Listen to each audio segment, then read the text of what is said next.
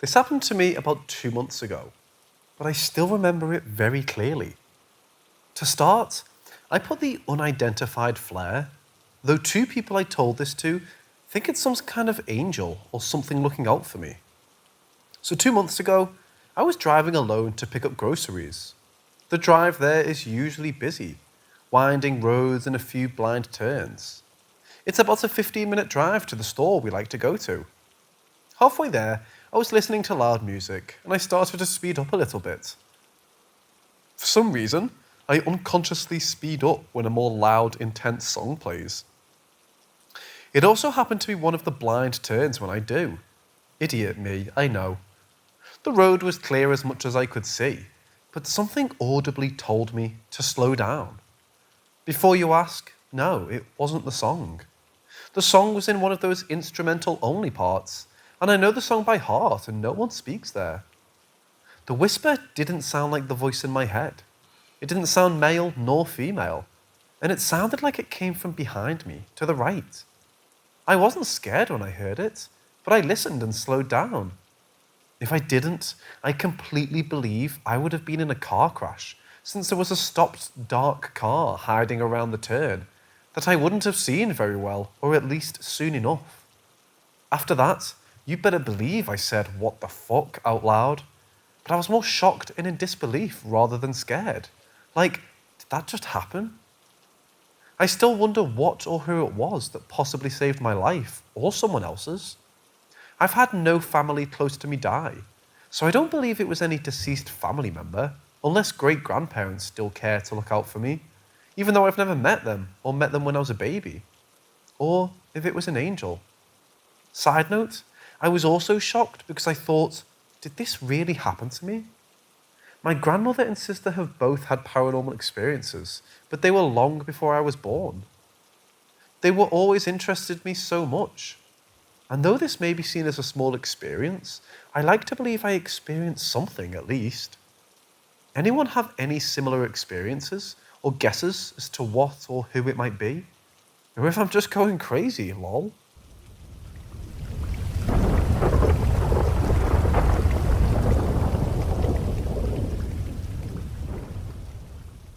There's no other way that I know to say it, because that's just what it is. My son, who passed in 2018, has subtly been making his presence known. He hasn't appeared in spectral form, but he can definitely move things. I've been struggling with my son's death, as any mother would. He ended his life at 15 years old. But in recent months, I've found enjoyment in soap making, of all things. It's a great distraction. Over the last couple of years, there have been things that have happened that give me no doubt of an afterlife, and I'm in awe and wonder. My son's birthday is April 1st. Since his passing, no family member has done anything April Fool-y. It's a solemn day. This year, I went to bed on April 1st thinking of my son, but I also had soap on my mind. What to make next? Am I doing the right thing, etc.? When I woke up the next morning, the rest of the household was still sleeping. I went to my kitchen. The atmosphere felt very peaceful, and I felt the need or urge to go look at my soaps curing on their racks. When I went into my soap room, lying right in the middle of the floor was a bar of soap. That was odd. Who put it there? Why? It had no dents. It didn't fall off the rack, which was in a closet about 5 feet away. My husband, older son and daughter all said they didn't do it, and they were as perplexed as I was. My first thought was that my late son did it. I think he's been easing his way into letting us know that he's here, in spirit. He's been doing it subtly, so as not to scare us. Previous to that, my husband, one night, came to our room and said, "Did you see that?" I hadn't. He said that the flashlight turned on by itself. This is a heavy-duty flashlight that requires a big push on the button to turn it on. This was when I thought to myself that my son is trying to make his presence known without terrifying us. My son's father lives with my brother. It wasn't until last month that I went to their house to tell them about this incident. The dad said when he was walking down the stairs a few weeks prior, a dime went rolling past him with nobody else in the area. Then, as I was recounting my story to them, We heard a noise of something falling to the floor from the kitchen table. A flat, square piece of cereal had moved from the table to the floor. I said, "See?" as if it was something normal, but my mind is still numb at all of these events. Yay, there is an afterlife, but we'll know nothing about it until we get there, on natural terms.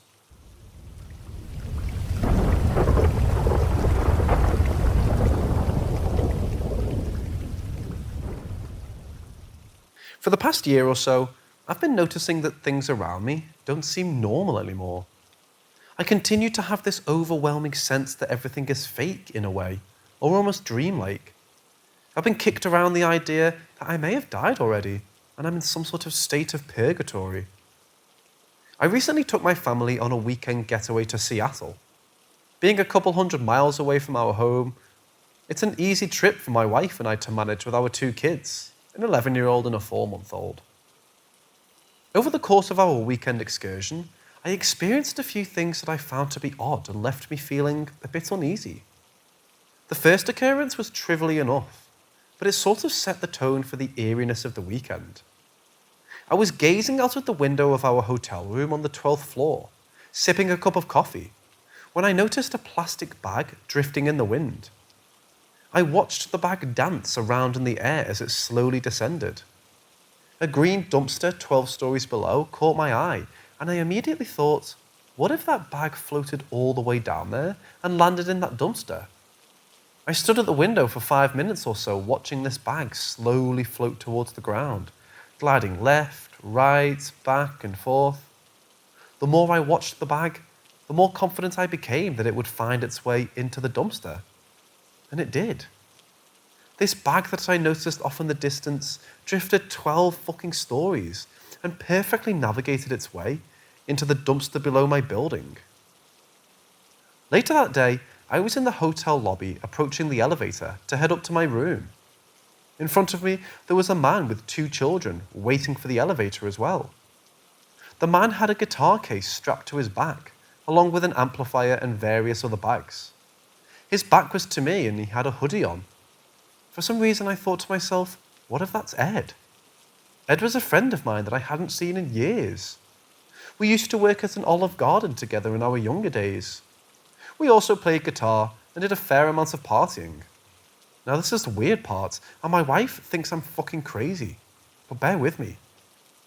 The weird part was how confident I was that this guy was going to turn around and it would be Ed. The same confidence, almost certainty I would say, that I had in that trash bag flying into the dumpster. The elevator doors opened and the man and his 2 children walked inside. As the man turned around to enter the floor number on the elevator button console, it should not have been Ed that I recognized, but it was. It was fucking Ed. We were both thrilled to see each other and even held the door open to chat for a moment, hindering other folks in the process. Even as all this was occurring though, I couldn't shake the feeling that this isn't real. It's a very difficult thing to describe, but things just don't feel real. Later that evening, my 11-year-old son and I were on the balcony outside of our hotel room. He was peering over the edge when he suddenly whimpered out underneath his breath. That poor guy. When I asked him who and what he was talking about, he said, "That bumblebee on the ground next to the dumpster, he's dead." We were on the 12th floor, like I mentioned earlier. There's no fucking way this kid could have seen a dead bumblebee on the ground floor. Not to mention the alleged bee was laying next to the dumper that was the manifested landing zone for the floating trash bag. We argued a bit over whether or not he could see the bee, when he finally convinced me to go down and take a look. As we made our way down to street level, my thought process shifted. The same confidence that I had previously regarding the trash bag and Ed was back. Although I didn't mention it to my son, I was becoming increasingly certain that the bee would be there. And well, it was. It was fucking there, right next to the dumpster containing the trash sack. The next evening, I took the family to a place called Gameworks, which is similar to Dave & Buster's or an adult version of Chuck E. Cheese. I placed our car keys, wallets, and other important shit all into our diaper bag, and we carried on into the establishment. We spent a couple of hours playing games before finally counting our tickets and claiming prizes at the booth. We pocketed the prizes and went down the block to the Cheesecake Factory for dinner. After being seated for a few moments, my wife realizes that I don't have the backpack on. The backpack containing all of our money, credit cards, car keys, and not to mention food and supplies for our 4-month-old baby. The bizarre thing is that I have no recollection of ever taking the bag off. Apparently I did because it was gone, but I could have sworn up and down that I never took it off.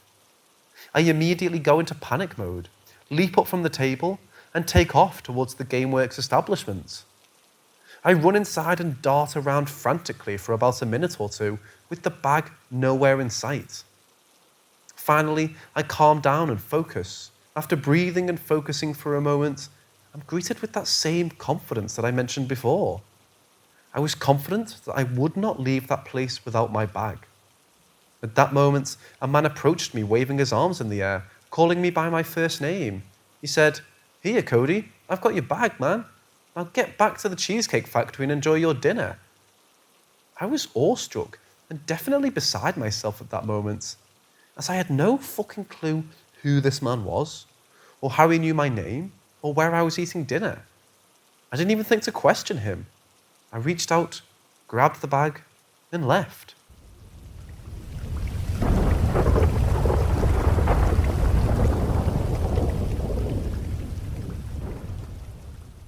I was headed to work today, and I had a bit of extra time, so I decided to get coffee from a local drive-thru that I'd never been to. I typically drink the stale coffee from the break room at work after showing up 5 minutes late. I pulled into the drive-thru with one car ahead of me. As I slowed my car to a stop, I made eye contact with the barista through the window. This was solid eye contact with a nod of recognition. The familiar look that this gal gave me sent me into a daydream. I started thinking, man, that would be cool to be a regular somewhere. Like how I used to be a regular at Bill's, a local pub, where everyone knew my name and my drink was waiting for me on the bar before I could have a seat. As I waited for the car ahead of me, I played through a few scenarios in my mind where the barista greeted me with my coffee in hand, ready to go. I snapped back to reality as I saw the barista hand coffee to the folks in front of me, and they began to drive away. I pulled up to the window to place my order, and things went straight into the twilight zone. The interaction unraveled almost exactly as my daydream scenario. The barista greeted me with an undeniably familiar attitude, with coffee in hand. She said, "Good morning. Here's your usual 22-ounce vanilla latte with 3 shots. That'll be $7.50. She was spot on with the order. I should have been bamboozled by this, but this type of thing seems to happen to me often. Daydreaming about a scenario and then having it occur almost in line with my thoughts. I grabbed my wallet and realized that I didn't have my debit card. I'd left it at home. I did, however, have some cash. A $100 bill along with a 5 and 1. I presented her with the dilemma, and she decided to take the $6 and float me $1.50 rather than break the change for the hundo. She then told me, "Don't worry about it, you're a regular. You can get me back later." I guess I'll go back for coffee tomorrow and square up.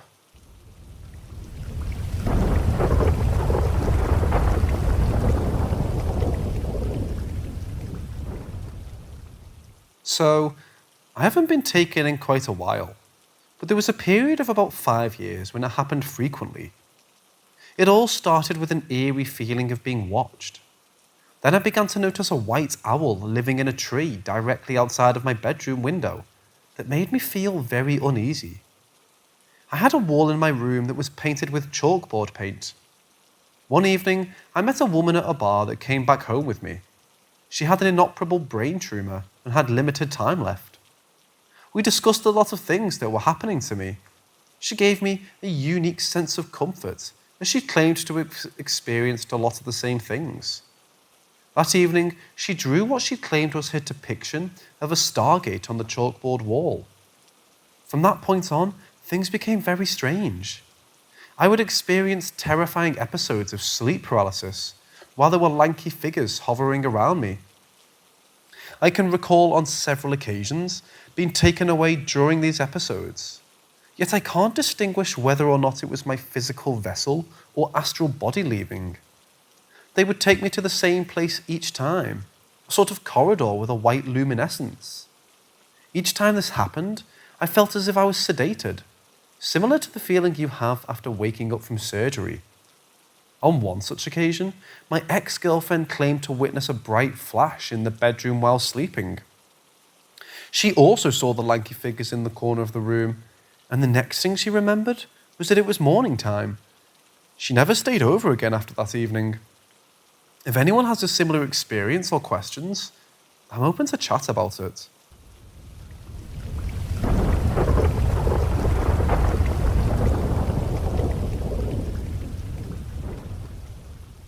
I and the other woman who went through this believe it was high-level demonic, but haven't heard of anything similar happening to anyone else. This was 3 years ago. We worked at a club in southwest Montana and usually got off work around 3 or 4 a.m. Myself and 3 other women were carpooling home at around 3:30. We hit this stretch of highway where it's incredibly dark and there's nothing to be seen for miles. We haven't seen another car coming or going in a few minutes, which isn't too odd. We go under this overpass and come up on pools of blood in the road that appear fresh and splash against the tyres and car.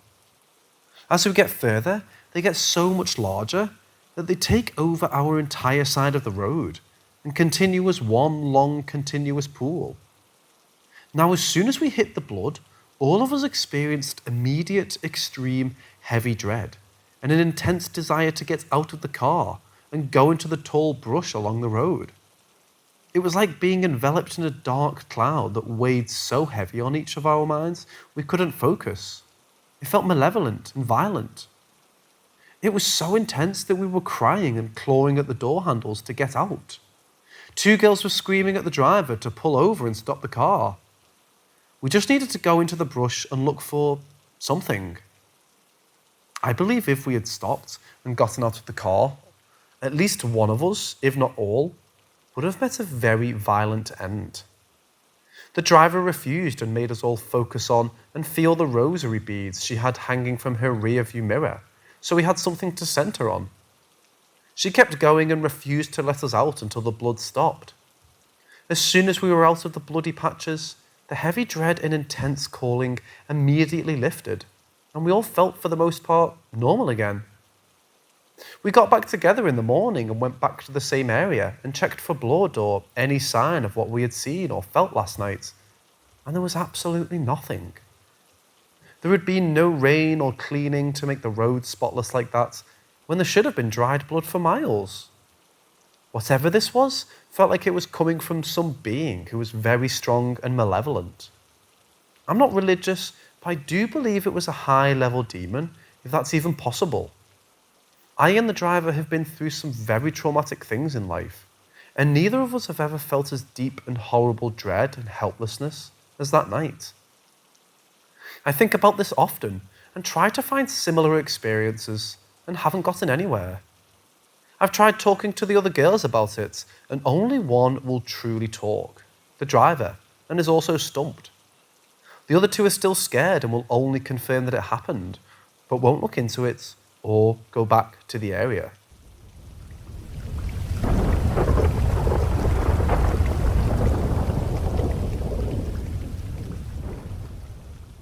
Hey everyone, I feel like I've come to the right place looking for an answer on some things in my life. For as long as I can remember, I've had paranormal things happening around me. My parents would report in our childhood home loud noises and a coldness in my room. The clothes dryer would also turn on by itself and cabinets would be opened along either light switches, turning on and off. Never anything malicious. Moved out of that home around the age of 5 into the place where I'd lived till about 22. Several things happened here along with my other family, feeling like there was something else with us. My mom had the house saged. My mum and sister stopped having activity while I didn't. My dad would tell me he could see and hear the door opening multiple times at night, and I would never come out. We would hear footsteps walking towards my hallway constantly, but nothing there. One time, I actually saw a figure in the doorway around 4 a.m. before I started a new job. Thought it was my parents checking in on me. Turns out they never got up. Moved into my apartment with my wife, and things slowed down, but still more of the same, with lights and bumps in the night. We were finally able to buy our forever home, which had 2 previous owners and no reported deaths. Here is where most of my activity resides. It only happens to me and not my wife. If I'm gone, nothing happens. When I get home, things pick up. We've had pictures fall off the wall, lights go on and off, doors shut in front of me, objects fall off the tables. We can hear footsteps in the rooms above us, and it started recently jiggling doorknobs in rooms we were currently in. 2 times I felt threatened were here. Once we had a balloon for our anniversary, and it was floating around the house. I had come downstairs for lunch around 12, and the balloon was floating in an awkward pattern, in a place it shouldn't have been able to go. I was getting fed up with the activity, so I popped the balloon. About 15 minutes later, I went back upstairs to watch TV and felt a sharp burn on my leg. I had 3 scratch marks approximately 1 inch or so apart. Since then, I've never been hostile towards whatever is following me. The other time was when my wife had left the house to go to the store. The dogs were barking and playing with themselves. I heard my wife's voice clear as day say, "Boys, stop barking, it's just Mama." She wasn't home and was long gone at the store. The thing mimicked her exact tone and voice. Hasn't happened but once though. On to recently. When activity picks up, I tend to notice it's because I've had a decline in my mental health and I'm very stressed with work or life. I don't know if this is feeding off of me and causing issues. I tend to have multiple nightmares a night when this happens. I'm a firefighter, so I chalk most of it up to PTSD stuff, but last night was different. I had a dream where I was in my own home and heavy, menacing footsteps were coming for me. I was screaming for my wife and banging on walls, but couldn't make noise. I felt as if my mouth was being held shut, and in the dream, I was prying my mouth open. I actually awoke to yelling my wife's name in real life and scared the shit out of her. I'm not sure if this was just a one-off dream or some progressive stunts from the entity following me. I don't often feel threatened by whatever it is and have coexisted for 28 years now. If any of you have insights on what this may be, or the most recent dream, I'd really appreciate it.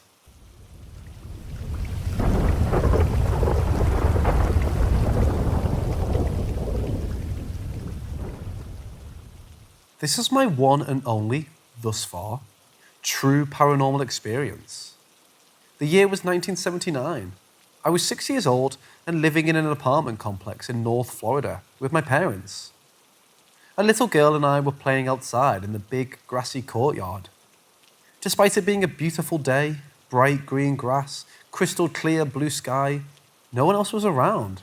It was like we had the entire courtyard to ourselves. We ran around having a great time. At some point, I began running toward the open area between 2 of the units. And that's when I saw it. I halted abruptly and stared up with my mouth hanging open. A ship floating lazily in the sky. Not a traditional flying saucer or metal craft, but rather a sailing ship, complete with hull, big billowing sails, mast, etc. The kind of ship you'd see in a bottle. In terms of how far up in the air it was, well, if I held my hand up, I could probably have bottled it out of the sky. But close enough to see the individual wooden boards in the hull. An instant later, the little girl was at my side. She could see it too. I darted inside to fetch my mother. She remembers this clearly to this day. I grabbed her wrist and pulled her outside, saying, "There's a ship in the sky, there's a ship in the sky." When we got to the space between the 2 buildings, of course, the ship was gone. Nothing but bright blue sky and a few feathery clouds. "Where did it go?" I asked the little girl. She shrugged her shoulders. "I don't know," she said. My mom smiled and suggested we had seen a kite. I know it wasn't a kite, nor was it a balloon. Kids tend to have remarkably good eyesight. Hallucination? Possibly. But I never saw anything like that before or since, and even at 6, I realised it was remarkable enough to go tell an adult. The sighting has stayed with me all these years. Every few years I'll search the internet for similar accounts, but I've found basically nothing, except for some dubious reports from medieval Ireland. Nothing remotely contemporary. Once, around the year 1999 or 2000, I drove to my childhood home determined to stand in that spot again. It was a hot, sweltering day. I parked my car and made my way to the courtyard. I stood approximately where I had stood as a child and gazed up at the hot sky between the two buildings. Nothing was there, and nothing happened. Feeling foolish, I walked quickly back to my car and never returned. The past 2 decades have not been kind to Tory Village apartments. It's widely regarded as a somewhat dangerous slum now. I've heard stories of the maintenance room being used to cook meth. I doubt it very seriously that I'll ever visit there again. But the mystery remains. What did I see in the sky that day? Peter Pan and the Lost Boys?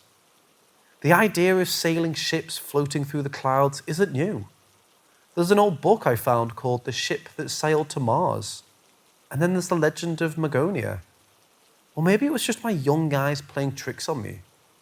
I've reached out to the occasional UFO expert and usually get no reply. Or something basic like, yeah, people used to see ships instead of flying saucers. And maybe mention the medieval island story. Shrugs. Guess I'll never know. Anyway, there you have it.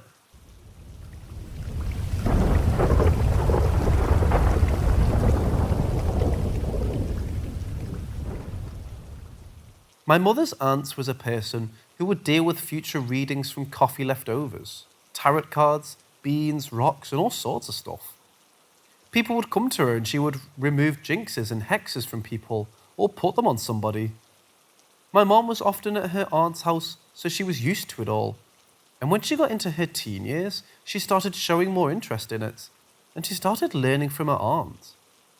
When my mom was around 16 years old, her aunt told her that she can see death behind corners in the house and just out of her sight.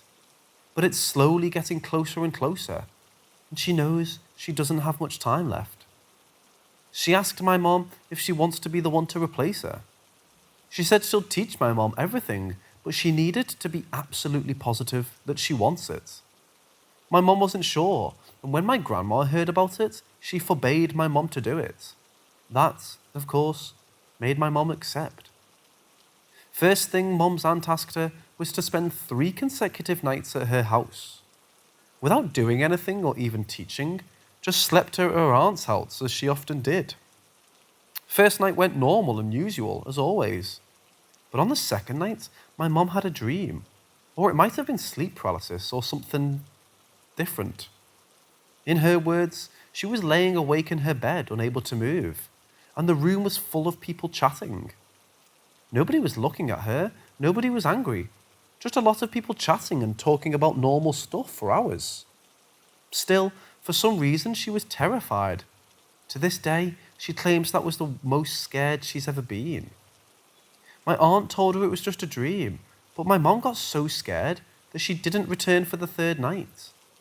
Her aunt was right about herself, and she passed away a few months later with nobody to replace her. After that, my mom never did anything similar. Around 12 years ago, she put tarot cards with an instruction book but couldn't figure any of it, so she gave the cards to me. Nowadays, she only visits angelic force medium every few years for protection amulets. All that might be the reason why stuff is happening to me, but it kind of does and doesn't have sense. It makes sense in a way that some energy was passed on to my mom and then later to me, but it doesn't make sense because I'm not her first child or even second. I'm her 3rd daughter. Before talking about me, I also want to say that there could be some energy in my house too. Where our house stands today used to be a barn in which my grandfather hung himself. My house isn't possessed in any way, and there's no ghost that I know of, but it might enhance existing energy, I assume. And now we come to me. I have a few stories from when I was a child, but I won't type those because there's a big chance it's just a child's imagination. I'll mention only two. First one was when I was around 4. We had a very loud bathroom light switch, and I was woken up by it clicking, constantly turning off and on, sometimes slowly and then rapidly. It would click for maybe 30 seconds and then stop, and it would happen multiple times during the whole night. I don't know exactly, but it must have been at least 10 times. The first night when I heard it, I got up after some time to see what it was. On the way there, my mom got up and told me to go to sleep. I told her what I heard, but she told me that I was dreaming and not to come out if I ever hear it again. I heard it 3 or 4 more times. It would happen maybe once a year. Last time I heard it, I was in 2nd grade. Constant waking up made me so tired that I couldn't get up for school. Parents allowed me to stay at home, and the same day they replaced the switch with a new one that was silent. Years later, my mom told me that she heard it too. She started hearing it as soon as she started living in the house, and within a week of every clicking, she would attend a funeral. Nobody else in the house heard it except the 2 of us. Mom would wake up my dad while it was happening, but he didn't hear anything. After replacing the switch, we didn't get a new way of knowing when somebody would die, but I might have created it. Somewhere around that age, I don't know was it before or after, we were at my grandma's house. She had 6 old lanterns as decoration, and I was playing with them while she was teaching me about her siblings. I noticed she had 5 silver and 1 black lantern, so I asked her if it was because there were 5 sisters and 1 brother of hers left alive. She told me she never noticed it, and it was a coincidence. The second day, the glass lantern exploded on the shelf. It was probably because I broke it, but 3 days later, one of my grandma's sisters died. Nobody even thought about it. For years later, another silver one busted, and 3 days later, another of grandma's sisters died. My mom says she did remember my words at the time, but still considered it a coincidence. After some time, I was probably around 12 by then, it happened again. Silver lantern glass bursted overnight, and 3 days later, another of my grandma's sisters died. That's when my mom kind of freaked out and decided to throw away the rest. Is it possible that happened because I said it represents them? I never compared things to humans again, but I have 3 porcelain clowns, cute ones, not creepy, that my mom said it represents me and my sisters. I keep them very safe so they don't break. Tarot cards. Yes, I'm aware they're frowned upon because they started as a card game, but there were many coincidences that were too accurate to be called just coincidences. As I mentioned before, my mom bought them for herself, but it was too complicated, so she gave up trying. When I got into my teens, I started showing interest in all stuff paranormal, mystery, ghosts, etc. And that's when my mom gave me the cards. I didn't even know she had them for a few years by then. By the time I was 16, I grew over obsessing with everything paranormal, but tarot cards were still interesting to me. A lot of readings were basic stuff like this could happen but it might not, but few examples were weirdly correct. The readings I did for my 3 friends were weird and didn't make sense at all, so I told them it's not right. I'm new at this, so I was probably wrong and don't know what I'm doing. It turned out that exactly those weird and wrong ones turned out to be right. They just happened a year or 2 later. Reading for the first friend said that she will have a sad and horrible marriage. We all laughed, of course, but right now she's in an 8-year-long relationship that truly is miserable. Reading for a second friend said that she will lose everything and be alone and all stuff bad. She's good now and not poor, but she did move away, so she lost everything she knew and she was very lonely until she got new friends. Third friend had a boyfriend and was madly in love with him. While reading, I told her that she will be happy, but I kept having this feeling that it would be with someone tall with dark hair. Her boyfriend was short and blonde, and she kind of got mad at me for saying that. And that was the reason I stopped reading them. Year later, she started dating a guy double her height with black hair and black beard. Nowadays, I don't use them a lot, but I don't understand one thing. Readings seem to be correct about others, but they're never correct about me. Not then, not now. Whenever I try to use them for myself, it doesn't make any sense at all or it's wrong. Why is that happening? Now there was a huge gap between 18 to 23 years of my life. I started having horrible dreams and sleep paralysis that would torture me whole nights for a week, and then nothing for 2 to 3 weeks. I was scared, so I kind of turned to God and started praying. But my life, and especially my health, were getting worse and worse. When I was 23, it hit the lowest of low, and I got very angry at God. I stopped praying completely. I don't know if it's connected or not, but since then, I got out of depression, found what's causing my migraines, and I haven't had a seizure since then. In that period, I denied everything that happened so far and was sure it's just a coincidence. But I started having dreams and premonitions that came true, and sometimes while I was awake. They aren't visions. I would just get this strong feeling and I knew I was correct. I just knew with 100% certainty. Every hair on me would stand up and every fibre of my body knew I'm correct. Those moments are extremely intense. Only way I can describe it is complete ecstasy, and I either start laughing like a maniac or cry uncontrollably. In those years it happened a few times, but some minor stuff, and it was important 4 times. In 3 I was correct, and in 1, I'm happy I never found out. First happened when I just got a strong feeling that something will happen to my mom on the road. It was a normal day and I just started feeling it. I couldn't stop crying and I told her to take care, that something was wrong. While she was walking home, she did take care and she barely managed to avoid a car coming on her. She backed out at the last second and the car hit only her elbow with the side view mirror. Next, I had a good feeling, again a normal day, and sudden amazing feeling of happiness and laughter. I somehow knew which of my friends would get some money. I called him and told him to play the lottery, and he ended up winning $8,000. After that, I had a first important dream that came true. I dreamt my boyfriend will drive his friends and wreck the car in a steep ditch, but everyone was okay. I didn't mention anything because it was just a dream. That same night it happened. He was driving the 4 people and the accident happened at the same place I dreamt. And the only injuries were a broken nose and fractured wrist. Sometime later, I had a bad premonition. I knew one of my sisters would die that day. I got hysterical and begged them not to leave their houses.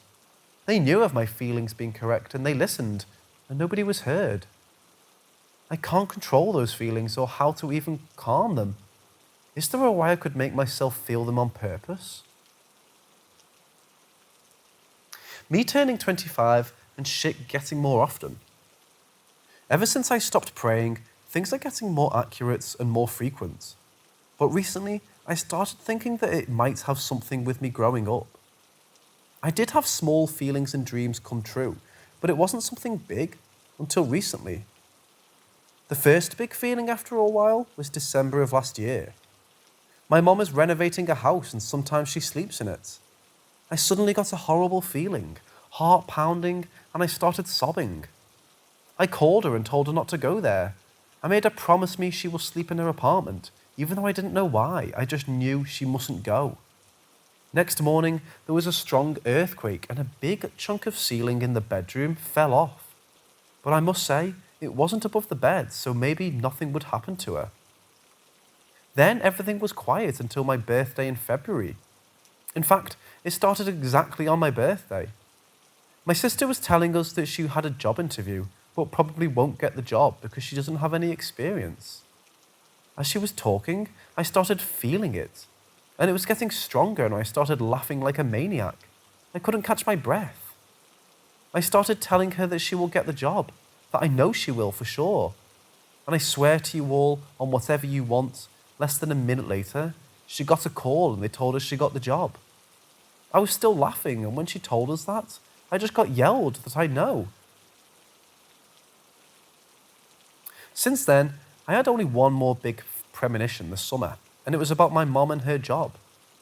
At least once a week, my dreams come true. Although they aren't that important, they're becoming more often. I used tarot cards a few times since my birthday, and two readings were very interesting. First was in March for my sister's marriage. It was going great. Every card was better than the last one. And then the last card was Tower, which predicts that everything will be destroyed, ruined, gone in smoke. I told her that I'm still not great at it, so it's probably my mistake. They had a great marriage, but in August, she suddenly found out that she'd cheated, and they divorced. Second reading was in April for my friend. It was just reading for a basic future, and the cards were nuts. First, she'd get an amazing card, next one was horrible, then again amazing, and then horrible. At that point, we laughed, and I said I fucked up something, but I pulled a few more cards just for fun, and the sequence continued as good and then bad. Since then, she got a great job, but then the company went down and she lost the job. Then she got another great job, but soon after that, her boyfriend almost had to move to another city. But then he could stay where he is, and then a cat died. At least we know something good is coming next. In June, I had my first two visions.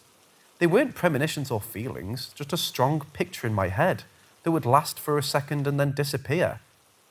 First, I was listening to my cousin while she talked about her sick grandpa. In my head, I got a picture of her crying at a grave wearing a red hat. I thought, what the fuck's wrong with me? Why am I imagining that? A week later, her grandpa died, and at the funeral, she was wearing the red hat that I made for her. The second, and this time I knew it was a vision, it just felt that way. The family of my sister's boyfriend was supposed to have dinner about selling some land, and my sister was supposed to go too. I got a vision of a bunch of people sitting at the table, all staring at my sister with very angry faces. I told her what happened and she decided not to go. The dinner turned into a massive fight, and if she was there, she would probably get caught in crossfire, which could have ended badly since she isn't related to them.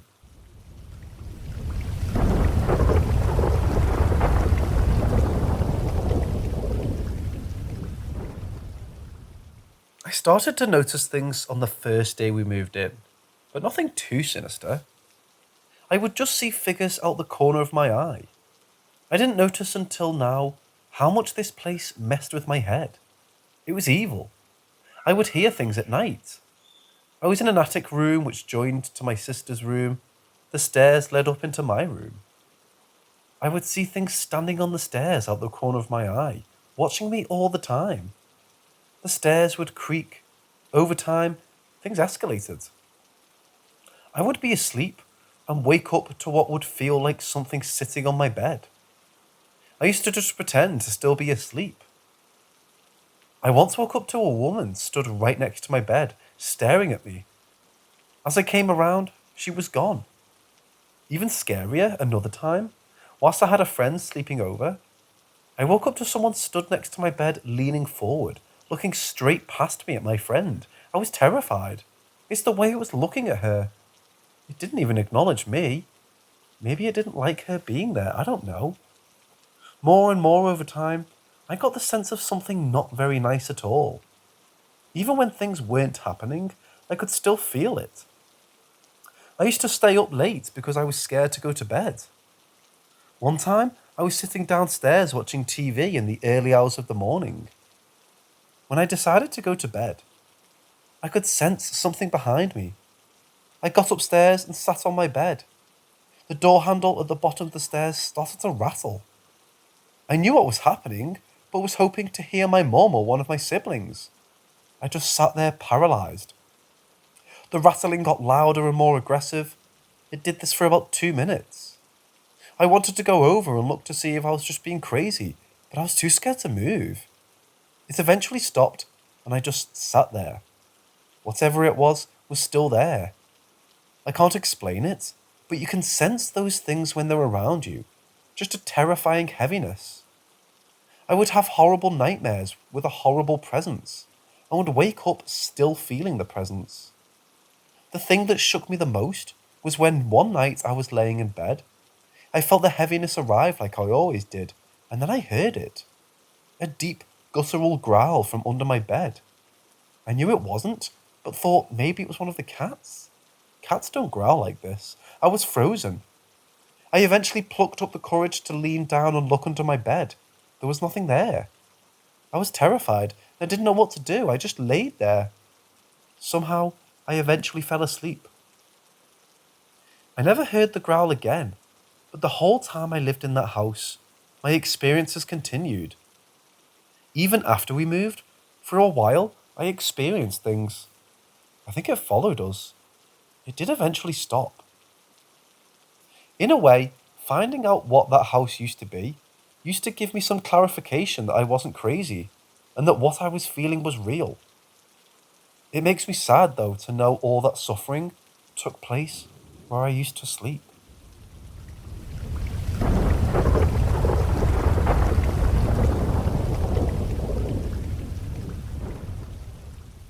I was 7 at the time, visiting my home country. I was staying at my mom's sister's house. I was at the front yard. Before I continue, I need to explain what the front yard looks like. So when you step outside, there's a big space with the gate at the front and some plants and little trees. We live on the right side of a town with kind of rich people. Anyways, my other aunt was there and her new baby born, aka my baby cousin, and my older cousin who was sitting next to me. Me and my cousin were playing with some coins, and my baby cousin was just about to laugh because I started to play with her. I was going to carry my baby cousin, and then I was about to drop. My aunt catches her and looked at me, moved a little farther from me, and she said, you were too little to hold her yet." My cousin just looked at me and was about to laugh at me. A few seconds go by, and I decided to break the silence, so I asked my cousin if she had $1, because I wanted some candy that I was going to share with her. She gave me money, and I went outside the gate and turned to the left. I started skipping to the store. As I was going, I saw a girl on the road. The girl was wearing a blue coat, which was weird, because it was July and literally 100 degrees outside. She was on the floor and her ankle was bleeding. I picked her off of the floor and asked what her name was, and also asked if she was okay. She said her name was Marianne, and she needed to go home. I said I was going to go to the store. I asked if she wanted to go with me. I don't even know why I was so open with her. Usually I'd ignore strangers. But I felt like I could be safe with her. I went into the store, and she said she will be fine and that I won't have to help her walk anymore. I said okay, and I went to the candy shelf and grabbed a mango candy.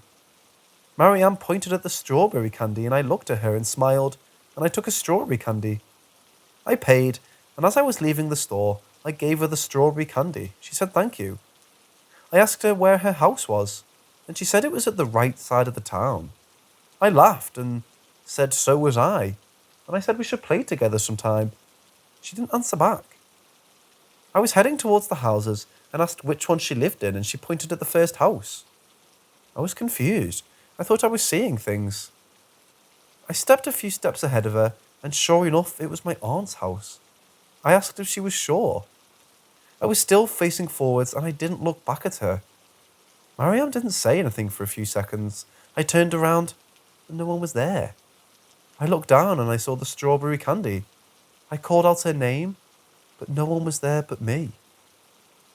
I started to get scared, so I ran to the gate and knocked on there, while watching what was behind me.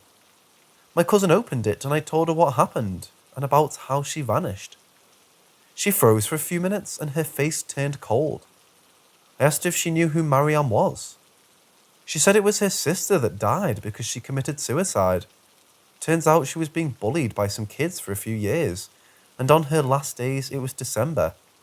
They were throwing rocks at her, and her ankle started to bleed. She got sick of this and killed herself by getting ran over by a truck. I didn't say anything about the situation to my mom or my aunt, but a year ago, I went back to my home country. I forgot all about the situation. Until I saw my baby cousin, who was now 8, eating a strawberry candy. I asked my older cousin who was next to me if she remembered the situation, and she said she didn't know what I was talking about. I asked if Marianne was even her sister. She said yes, and that she died the exact way I told her. But she said that she never told me about it, and if she did, she would remember, because she's never been open about her sister's death. So now I'm confused on whatever I was a dream or not. I still remember Mariam's bright blue coat, and I think about the situation a lot, and it gives me the chills about the way she just disappeared behind me.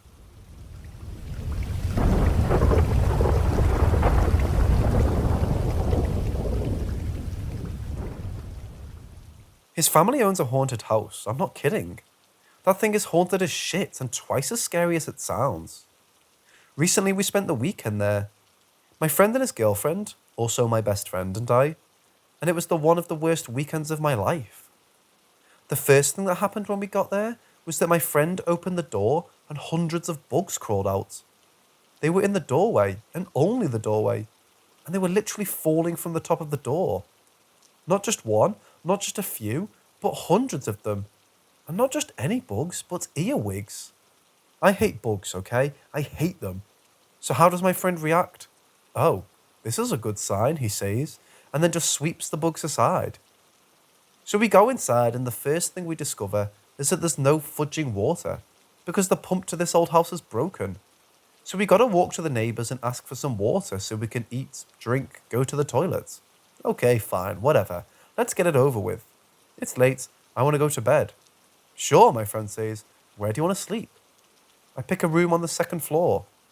You know this house is haunted, right? He cheerfully tells me, then proceeds to inform me that the house used to belong to this inventor who drank too much, claimed he saw the devil, ran away, and refused to go back until the house was blessed, only to keep on seeing the devil inside the house.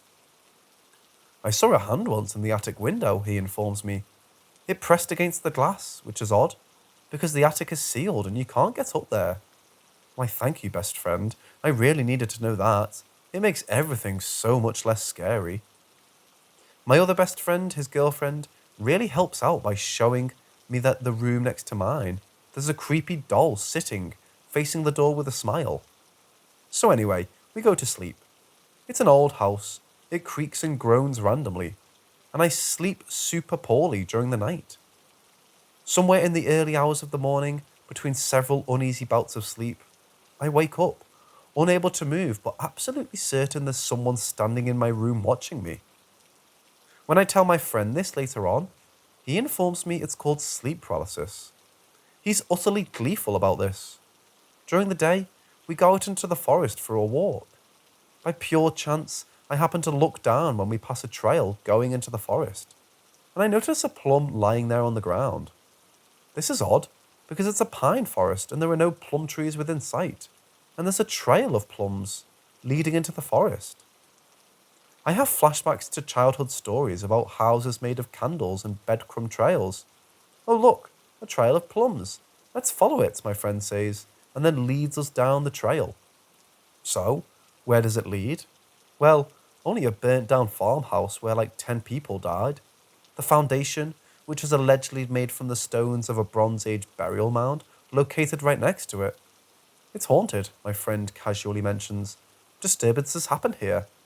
Nice, wonderful. I'm so glad you knew that when you led me here in the first place. We go back and get in his car.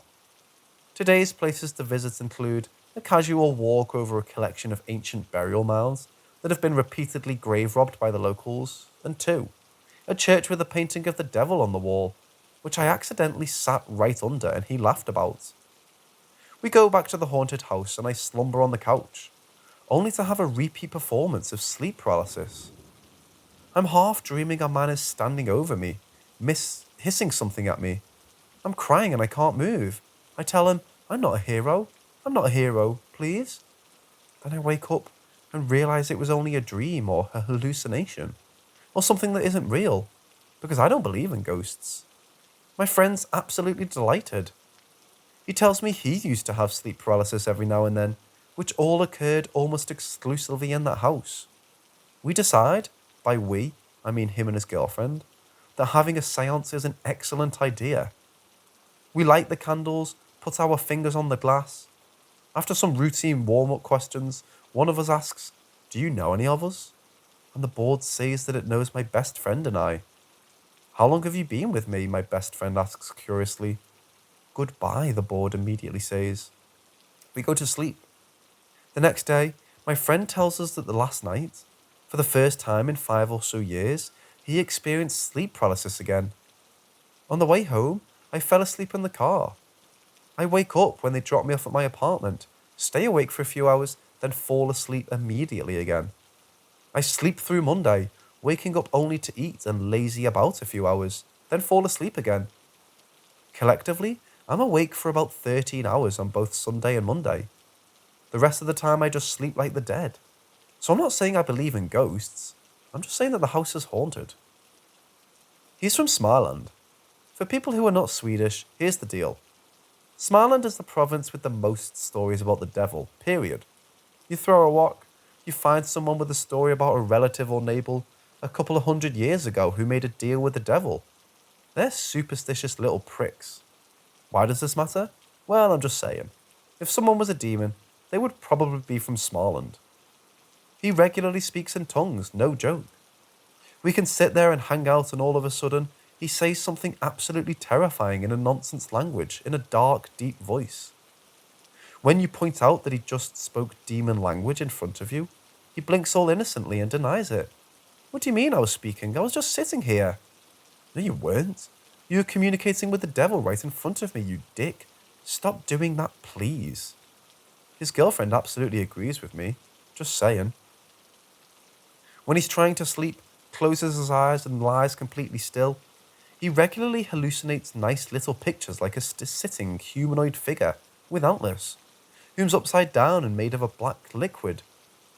My personal theory is that this is just a repressed memory of his time in hell, back when Satan gave him the orders to get up there and make some trouble.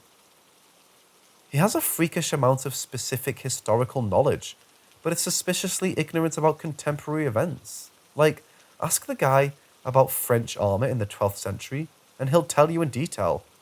Ask him what he thinks about Marvel movies, and he'll stare at you in confusion and say, Marvel? That's the one that makes action comics about Superman, right? It's almost as if he's really, really old. Coincidentally, the fact gives birth to the Theory 1. My best friend is a time traveller, and Theory 3. My best friend is a Bronze Age vampire. Sometimes he slips up and says things like, oh, back in the 18th century, we used to. I'm never quite sure if it's a genuine slip-up though, or if he's just fucking with me because he knows I'm onto him. He always dresses in black, like a fashionable demon. Very suspicious. He managed to fall in love with the scariest woman in the world. No, really, she is. I'm her best friend, and she's the sweetest person I know. But sometimes my hindbrain just panics and sends, holy shit, predator, run, when she smiles at me. She regularly scares people just by existing. While I'm writing this, she's sitting across from me smiling, and I'm very, very scared. The scary couple has 4 snakes, one of which he talks to regularly as if she can answer. Sometimes he speaks in what sounds specifically like German to her, even though he claims not to know the language. From what I've been able to piece together over the years, the two of them are planning world domination and have possibly just started their efforts in North Europe. He dared me to exorcise him when I told him I thought he was possessed, then immediately told me it wouldn't work on him. I'm unconvinced until proof is presented to me, and will test this statement in the near future, as soon as I've gotten my hands on some holy water and a cross. He also dared me to write this, and I did because I know I'm right. You might be clever enough to somewhat blend into human society, friend, but I'm onto you. One day you'll slip up, and then I'll be there, and I will know. Sleep well, demon, I'm watching you. He just told me that the inventor guy from the haunted house might have died in the room I slept in. That fucking dick let me sleep in the death room. So, some background story for context. My friend is weird. He's fascinated with the occult, has tarot decks, a spirit board with some weird obscure seal or haunted box, etc. Since I'm his best friend, I inevitably get caught up in it. We go to places late at night like dark ruins of ancient fortresses, burial mounds, etc. And while I'm always terrified, him and his girlfriend are never scared. You might even say he enjoys it. But of all the scary places he's brought me, his family's summer house takes the cake. It began like this. About a year ago, He invited me to sleep over at his family's summer house in Smarland with him and his girlfriend. I'm stupid, so I thought, oh, free vacation, nice. Not nice. Not nice at all. It's an old house from the 1880s, and there's been suspicions that some of the slabs in the house's foundation is from an old Bronze Age cairn that lies a bit away. In the early 1900s, an inventor lived in the house. He drank too much and claimed he saw the devil inside the house. He went absolutely mad, and he even got a priest to bless the house. Not that it helped much. So yeah, that's the house my friend chose to bring me to, without any warning. First thing that happened is that 1,000 earwigs fell down from on top of the door when we opened it. Earwigs, thousands of them, just falling down on our heads and crawling away. And that's not all, no. I got sleep paralysis in this house. I've never had it before or since, but there I had it. First night, I woke up absolutely convinced something was watching me, and my heart was racing like crazy, but there was nobody in the room. The next day, I had it again on the couch, and I was talking to empty air, telling it, I'm not a hero, I'm not a hero. My friend thought it was fascinating, and he told me he used to get sleep paralysis a lot inside the house, as well as when he was a child, but doesn't get it anymore. The lights also turn on and off randomly. The doors close and open randomly as well. We went out on a walk, and when we got back to the door to the upstairs closet was open, and the light was on. We looked at each other and were like, did you open it? Did you turn the light on? No? Well, it wasn't me either. Anyways, when I finally got back home after this trip, I wrote a post about it, and then I figured, well, that's it. But no. Turns out, a little while ago, my friend's parents decided to renovate the place. Guess what they found? At least 5 cow skeletons buried under the floorboards in the second floor closet in the middle room. The same closet which had spontaneously opened and closed its door and flickered its lights on and off. My friend, when delivering the news to me, added that it was the same closet that would sometimes randomly lock and unlock, and that once, when he was a child, he'd gotten locked into it because the door had locked itself when he'd entered. So yeah, don't think I'm ever going back there again.